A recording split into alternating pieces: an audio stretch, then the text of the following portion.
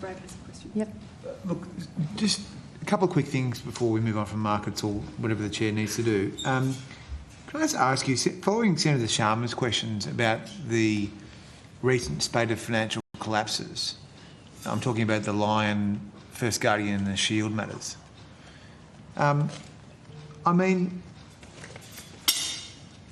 is it right to say the Treasury is considering potential law reforms in relation to those matters? So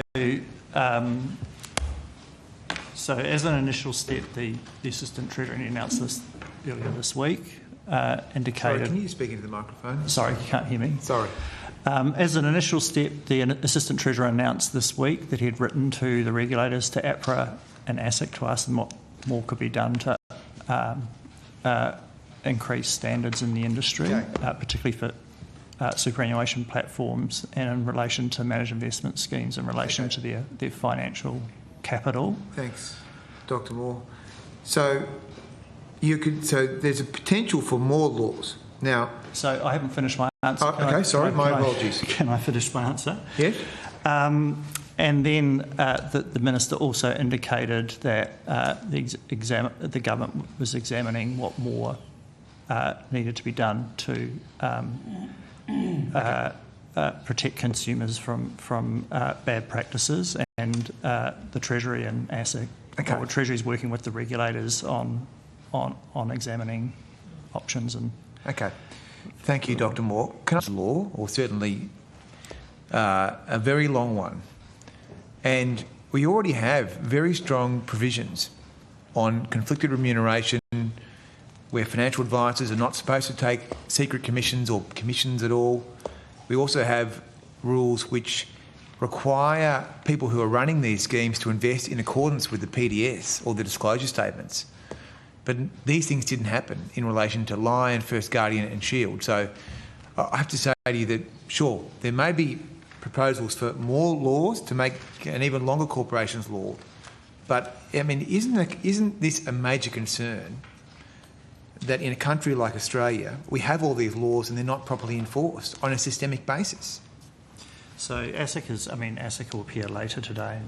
Sure, but I'm asking you as the Treasury's position.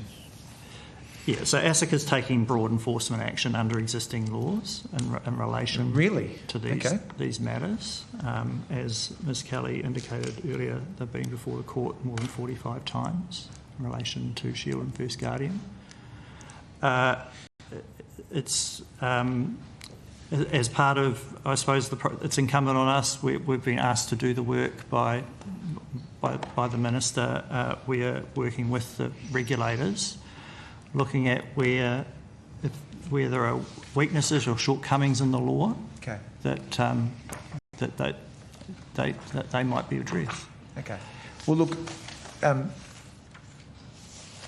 just on this issue, I mean, clearly, we're a country where people would expect, if they do all the right things and they invest in a licensed, regulated system, that they're going to have some level of protection. I think a lot of people are quite shocked that the First Guardian, Shield and Lion things have happened, right? And their money's been stolen, okay? And you're considering law reforms. You've been asked to do that by the Minister, fair enough.